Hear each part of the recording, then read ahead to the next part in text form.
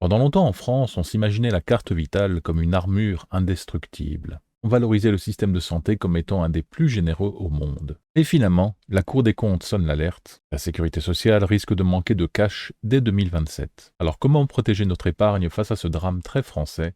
Bienvenue dans la pièce sécurisée.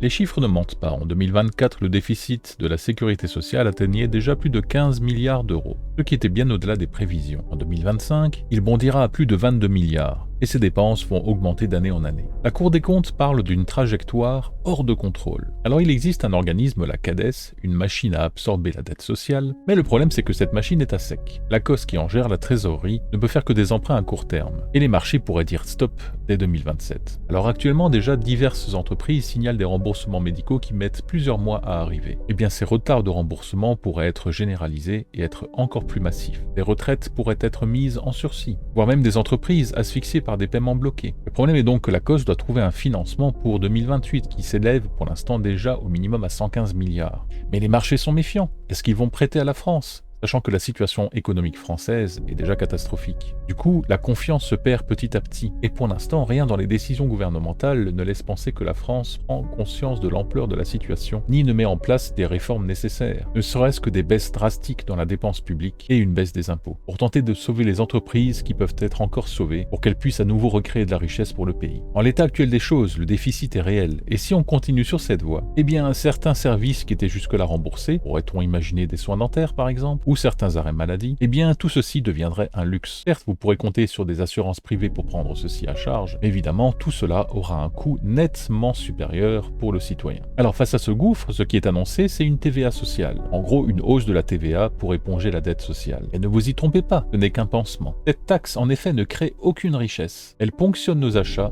pour boucher un trou sans fin. Pire, elle alourdit le fardeau des Français et pousse les créateurs de richesses et autres entreprises à tout simplement quitter le pays. Ces entrepreneurs, ces innovateurs, ce ne sont pas des personnes à vilipender. Ce sont des humains fiers de ce qu'ils bâtissent pour eux, pour leurs enfants, ou simplement par passion. Ils sont le moteur de notre économie future. Et s'ils partent, c'est une perte sèche pour la France. Sur le site officiel du gouvernement, il propose également des allègements de cotisations sociales, mais tout ceci constitue uniquement un pansement partiel qui rapporterait juste quelques petits milliards, bien loin de compenser le déficit structurel de la sécurité sociale. Parce qu'en effet, on ne s'attaque pas aux dépenses excessive. Alors transférer la charge de la dette à l'État, sans réforme fiscale viable, cela revient tout simplement à déplacer le problème vers la dette publique. Et toute cette pression fiscale ne va simplement qu'inciter les talents à fuir la France. Alors qui est responsable? Eh bien ce sont des décennies de gestion laxiste, des prévisions embellies pour satisfaire tout le monde, des politiques qui jonglent avec la dette comme on se refile la patate chaude, sans chercher de lourdes réformes. Et laisser un pilier comme la sécurité sociale s'effondrer petit à petit, c'est comme regarder un monument de l'histoire de France s'effondrer pierre par pierre. Et qui paiera l'addition?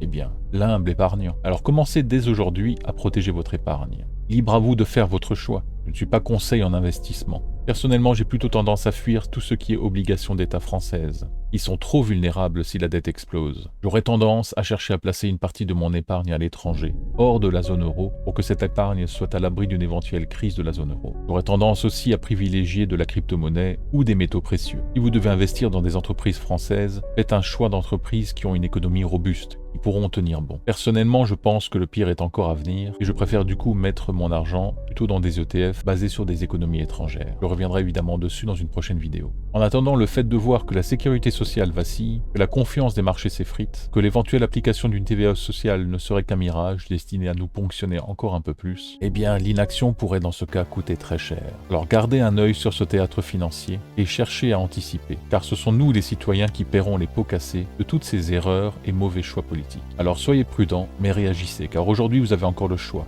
Ne rien faire, c'est déjà choisir de perdre, et réagir, c'est protéger votre liberté.